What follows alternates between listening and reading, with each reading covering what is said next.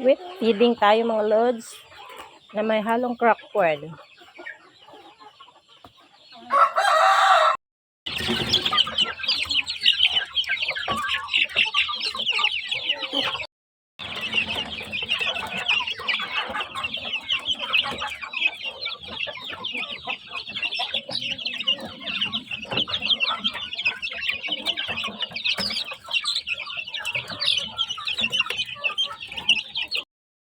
Na jud pila na may nalaga sa ani sa 5 niya ka piso. Wala na, duha na lang jud ka buok. Ano na, ikatulo na ni siya nga na dead. Wala siya ang pinaka worst, basta bago pang lansad kay magpadulong na ganig 1 month. Wala na, pusyal na sa 5 kasisi mo na lang ni nabili duha. Bisan unsaon siya antibiotic, unsa pa diya vitamins wala. Give up jud basta wala man siya nag iti og dugo.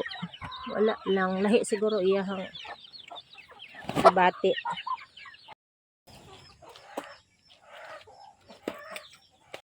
Oo, kanit siya nga part is niluonan pa ni siya unya, lilinisan natin. Dito na tayo guys sa part na katulad ng kasabihan ng mga matatanda. Inahatag ko, ilang sayaw kasi wala kang kasama, ikaw yung magbomba, ikaw yung maglilinis. Kaya, sulahan mo. Ayan, sariling sikap tayo guys. Tayo din na maglilinis. Hindi na magbomba. Kasi kahit na mahirap gawin natin, wala tayong hindi tayo aasa dapat sa iba, wala tayong aasahan eh. Kaya kahit gaano pa yan kadiri, siguro sa iba ayaw nilang hawakan tong gawain na ito kasi nakakadiri, no? Mandidiri kayo.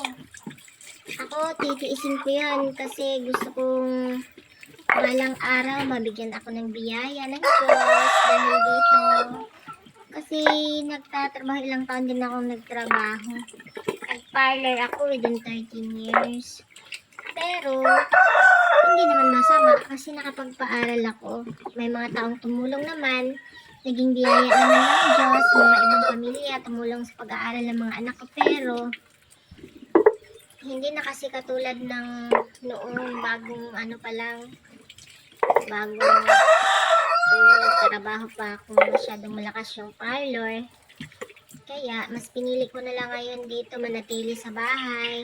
At the same time, mag-aalaga na lang ng chicken. Ay, hindi na lang ha, kasi hindi ganun kadali.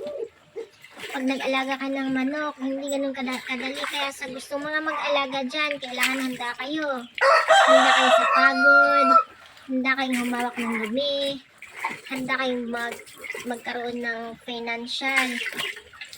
Kasi sa pagpapakain pa lang sa mga sisiw, 3 hanggang 4 na beses sa isang araw, biruin mo yan. Tapos ang mahal-mahal ng tag-1 kilo nila, ang mahal. Pag sa medyo malalaki na, hindi na masyadong kamahalan yung pagpapakain sa kanila. Doon ka na makabawi. Pero sa pagod, sa hirap ng ginagawa mo, nakafocus ka na lang sa ganitong trabaho sa buong araw mo eh. Hindi ka na halos nakakapagtrabaho sa loob ng bahay. Naiiwan mo na. Minsan, nauuna mo pang pakainin yung mga manok mo kaysa magkape ka pagkagising mo ng umaga. Naku, ang sakit na sa tenga. Kaya, gising ng maaga. At ngayon naman, Pangalawang bigay natin ng pagkain guys. Tapos ngayon naman, magbibigay tayo ng tubig. Ng pagkain, magpapainom na naman tayo ng tubig. Yung tubig dapat, handa ka rin naman na may antibiotic ka ba? May gamot. At saka, higit sa lahat, vitamins. So, yan lang po. Thank you for watching.